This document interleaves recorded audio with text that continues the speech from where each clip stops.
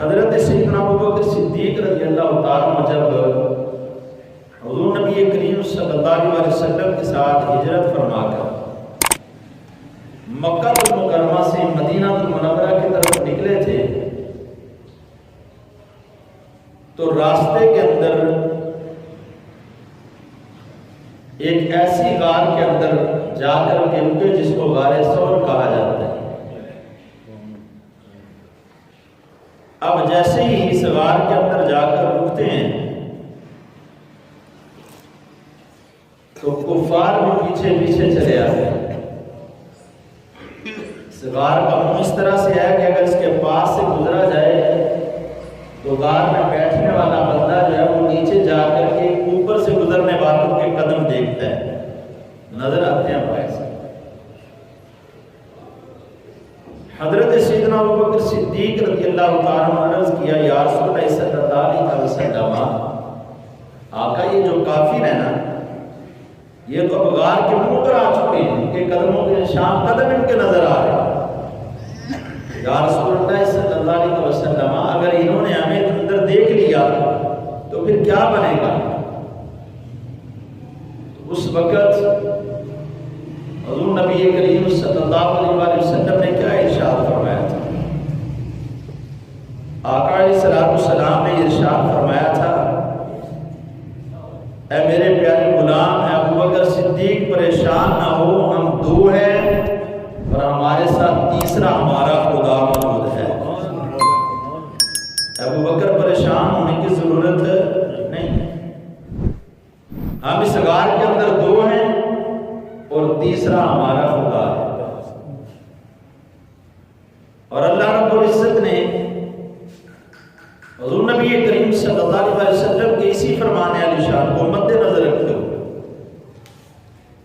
حضرت سیدنا ابوبکر صدیق رضی اللہ تعالیٰ کو سوال کو پیش نظر رکھتے ہوئے خالق کائنات نے فرمایا کہ یقول لصاحبہ، کیا محبوب جب ہم نے آپ کی آپس کی بات کو سنا نا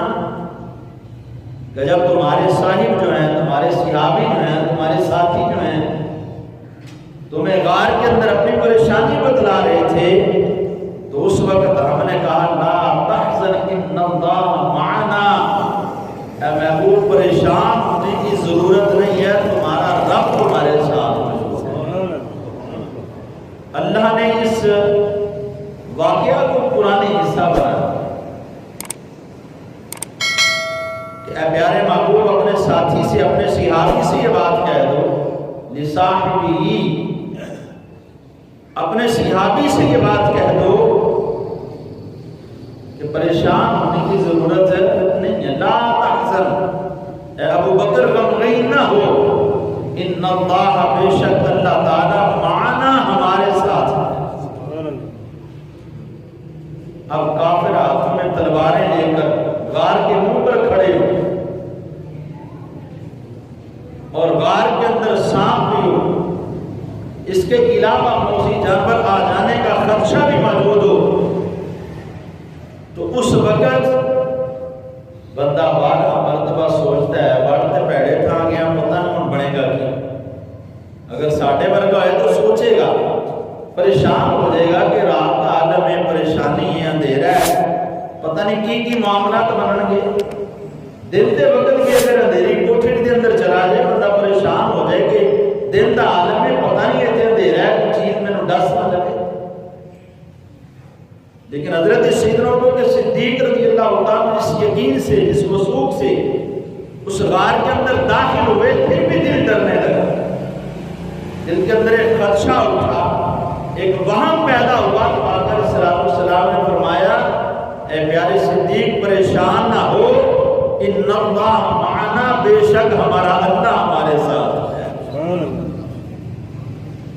تو نا امیدی وہاں پر بھی نہیں ہونے دی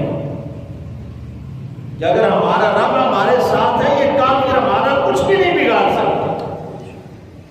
ہمارا بال بھی باقی نہیں کر سکتے۔ ہم پریشان تو تب ہونا جب ہم تنہا ہوں، ہمیں پریشانی تو اس وقت ہو جب ہم ناواز ہو، ہمیں کوئی پوچھنے والا نہ ہو،